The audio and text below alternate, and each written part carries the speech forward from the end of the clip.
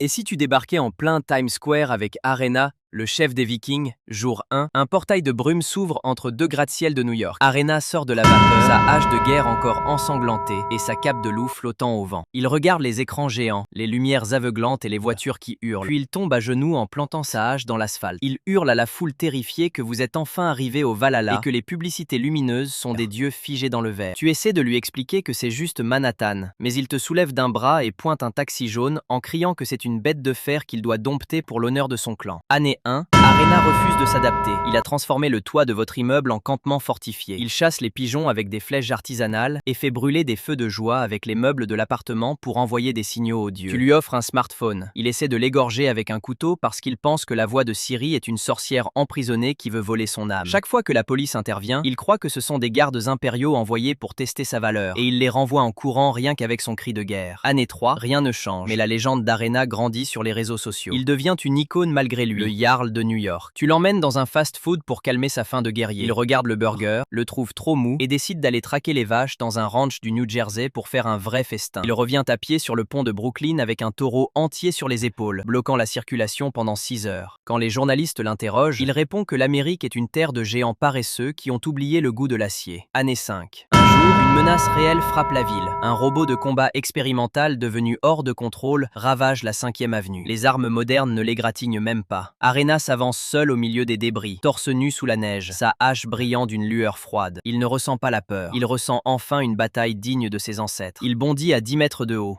évite les lasers par pur instinct de prédateur et abat sa hache sur le blindage. L'impact est si violent qu'il crée une onde de choc qui vide les réservoirs d'eau de tous les immeubles voisins. Le robot explose en 1000 morceaux. Arena se tient debout sur les décombres fumants. Il crache au sol et te regarde avec un sourire féroce. Il dit que ce monstre de métal n'avait même pas de cœur à offrir à Odin. Saitama, qui passait par là avec ses sacs de course, s'arrête une seconde, regarde le viking et lui tend un prospectus pour une promotion sur le saumon. Arena hoche la tête, impressionné par l'aura du chauve, et accepte le défi. Alors voilà la vraie question. Si tu devais conquérir un monde qui ne croit plus aux héros avec un barbare qui ne croit qu'à sa hache, combien de temps tiendrais-tu avant de devenir, toi aussi, un viking ?